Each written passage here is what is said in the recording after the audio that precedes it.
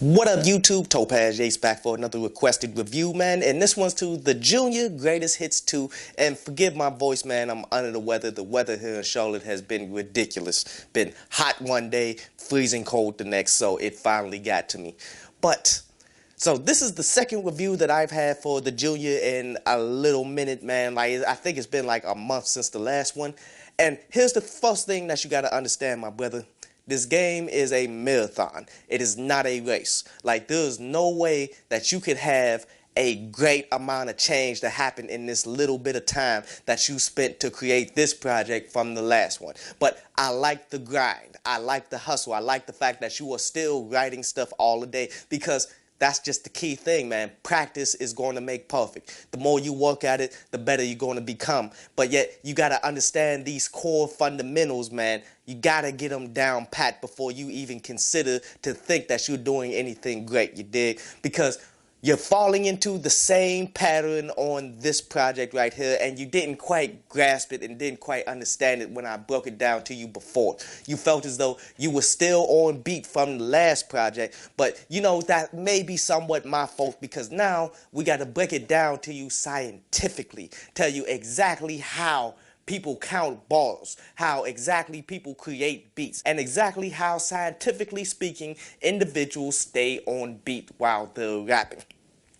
So let's just start from the very beginning.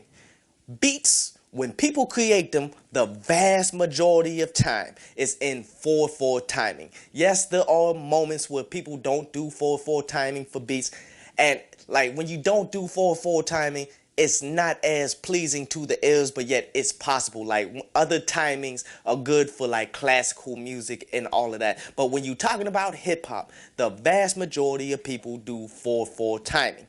Now, what exactly is 4/4 timing? 4/4 timing is the measurement that people use in order to create music, to throw lyrics to music, to go ahead and do anything to it.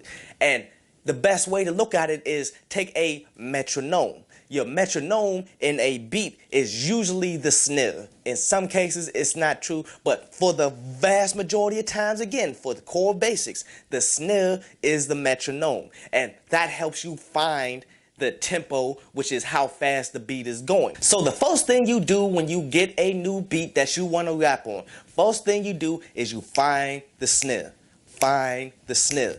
Find exactly how fast that snare is going, and then from there you can determine how fast you can rap on it. Then you count the bars. It's 1, 2, 3, 4, 2, 2, 3, 4, 3, 3, 3, 4, 4, 4, 4, 4. End.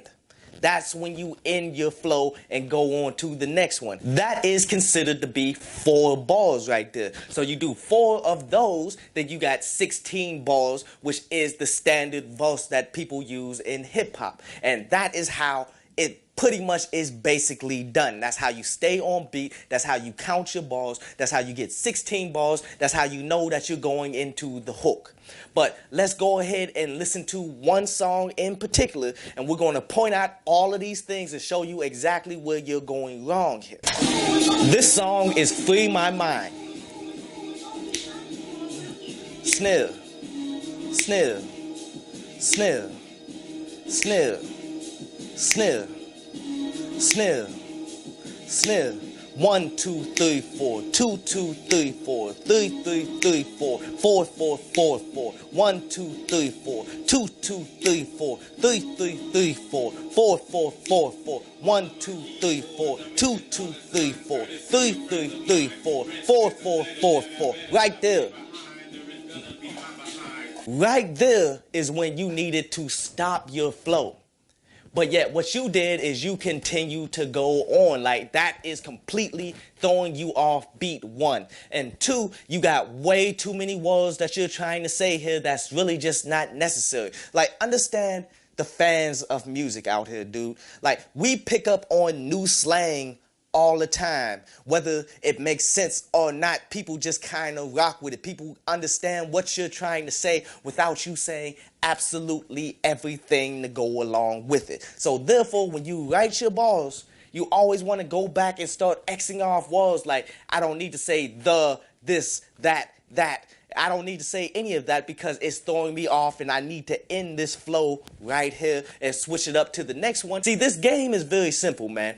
Like, little kids can pick up on how to say bars, how to count bars, how to go ahead and layer things. Like, people pick up on this through osmosis, through actually doing it consistently. But yet, it takes time and polish in order for you to become good at it, you dig? It's easy to do, difficult to master. And all you got to do, man, is just continue doing what you do. Like, focus in on these core basics, man. Understanding 4/4 timing. Understanding when you need to flip up your bars. Understanding when you need to stop your flow. Understanding you don't need to go ahead and throw all of these words in there, dude. And then you will ultimately get it. But right now, you aren't getting it. So you just need to stay focused. I hope you enjoyed the show. You can follow me at Twitter up there. And you can go to downloadpads.com, that's down there, to read today's article.